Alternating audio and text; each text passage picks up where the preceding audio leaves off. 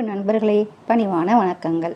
இன்று நாம் பார்க்கவிருப்பது சீன அதிபர் சொன்ன தத்துவ கதைதான். இந்த 3 விஷயத்தையும் நீங்களும் கடைபிடித்தால் உங்கள் வாழ்விலும் வெற்றி நிச்சயம். வாருங்கள் அவர் சொன்ன தத்துவ கதையை கேட்கலாம். சிறு வயதில் நான் மிகுந்த சுயநலக்காரனாக இருந்தேன். நல்ல பொருள் எதுவாக இருந்தாலும் எது கிடைத்தாலும் அதை நானே கைப்பற்றி கொள்வேன். இந்த குணத்தின் காரணமாகவே மெதுவாக எல்லோரும் என்னை விட்டு விலக ஆரம்பித்தார்கள்.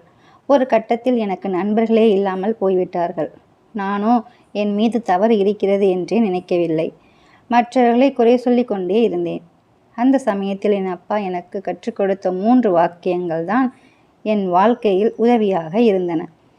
ஒரு நாள் அப்பா 2 அகலமான பாத்திரங்களில் நூடுல்ஸ் சமைத்து எடுத்து வந்தார். அந்த 2ஐயும் சாப்பாட்டு மேஜை மேல் வைத்தார். ஒரு பாத்திரத்தில் இருந்த நூடுல்ஸின் மேல் மட்டும் ஒரு முட்டை வைக்கப்பட்டு இருந்தது. இன்னொன்றின் மேல் முட்டை இல்லை. அப்பா என்னிடம் கேட்டார், கண்ணே, உனக்கு இந்த 2இல் எது வேண்டுமோ நீயே எடுத்துக்கொள் என்றார். அந்த நாட்களில் முட்டை கிடைப்பது அரிதாக இருந்தது. புத்தாண்டின் போதோ பண்டிகைகளின் போதோ தான் எங்களுக்கு முட்டை சாப்பிட கிடைக்கும். எனவே நான் முட்டை வைத்திருந்த நூடுல்ஸ் கிண்ணத்தை எடுத்துக்கொண்டேன். நாங்கள் சாப்பிட ஆரம்பித்தோம். என்னுடைய புத்திசாலித்தனமான முடிவுக்காக எனக்கு நானே என்னை பாராட்டி கொண்டேன். முட்டையை ஒரு வெட்டு வெட்டினேன்.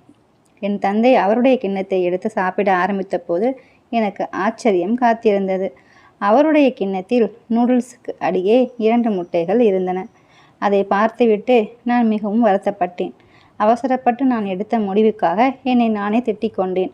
அப்பா மென்மையாக சிரித்தபடி என்னிடம் சொன்னார், மகனே, நினைவில் வைத்துக்கொள், உன் கண்கள் பார்ப்பது உண்மை இல்லாமல் போகலாம். மற்றவர்களுக்கு கிடைப்பதை நீ அடைய வேண்டும் என நினைத்தால் இழப்பு உனக்குத்தான். அடுத்த நாளும் என் அப்பா 2 பெரிய கிண்ணங்கள் நிறைய நூடுல்ஸ் சமைத்து கொண்டு வந்து சாப்பாட்டு மேஜையில் வைத்தார். முதல் நாளைப் போலவே ஒரு கிண்ணத்தில் இருந்த நூடுல்ஸின் மேல் ஒரு முட்டை வைக்கப்பட்டு இருந்தது. இன்னொன்றில் இல்லை. அப்பா என்னிடம் கேட்டார், மகனே, உனக்கு இந்த 2இல் எது வேண்டுமோ நீயே எடுத்துக்கொள். இந்த முறை நான் கொஞ்சம் புத்திசாலித்தனமாக யோசித்தேன். முட்டை வைக்கப்படாத கிண்ணத்தை எடுத்துக்கொண்டேன். அன்றைக்கும் எனக்கு ஆச்சரியம் காத்திருந்தது. நூடுல்ஸை அள்ளும் குச்சியால் கிண்ணத்துக்குள் அடிவரை எவ்வளவு துளாவி பார்த்தும் ஒரு முட்டை கூட கிடைக்கவில்லை. அன்றைக்கும் அப்பா சிரித்தபடியே சொன்னார், மகனே, எப்போதும் அனுபவங்களின் அடிப்படையிலேயே ஒன்றை நம்பக்கூடாது. ஏனென்றால் சில நேரங்களில் வாழ்க்கை உன்னை ஏமாற்றக்கூடும், தந்திரத்தில் விழ வைக்கும். இதை ஒரு பாடமாக எடுத்துக்கொள். இதை எந்த பாட புத்தகத்தில் இருந்தும் கற்றுக்கொள்ள முடியாது. 3வது நாள் அப்பா மறுபடியும் 2 பெரிய கிண்ணங்களின் நூடுல்ஸ் சமைத்து எடுத்து வந்தார். 2 கிண்ணங்களையும் மேஜையின் மேல் வைத்தார். வழக்கம் போல ஒரு கிண்ணத்தில் இருந்த நூடுல்ஸில் முட்டை, மற்றொன்றில் இல்லை. அப்பா கேட்டார், மகனே, நீயே தேர்ந்தெடுத்துக்கொள். உனக்கு இவற்றில் எது வேண்டும்? இந்த முறை அவசரப்பட்டு கிண்ணத்தை எடுத்து விடாமல் நான் பொறுமையாக அப்பாவிடம் சொன்னேன். அப்பா, நீங்கள் தான் இந்த குடும்பத்தின் தலைவர்.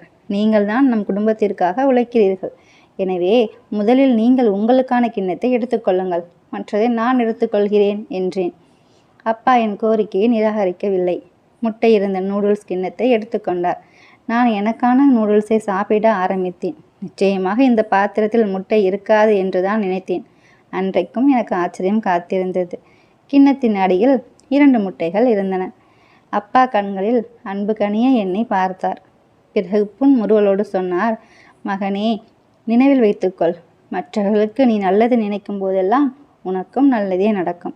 அப்பா சொன்ன இந்த 3 வாசகங்களை, வாழ்க்கை பாடங்களை எப்போதும் நான் நினைவில் வைத்திருக்கிறேன். அதன்படிதான் நான் செயலாற்றுகிறேன். உண்மையை சொல்லப்போனால் நான் வெற்றி பெற்று கொண்டே இருக்கிறேன் என்றார். என் நண்பர்களே, இப்போது புரிந்ததா? நீங்களும் இந்த 3 விஷயங்களையும் பின்பற்றினால் வெற்றி நிச்சயம். நன்றிகள் கோடி.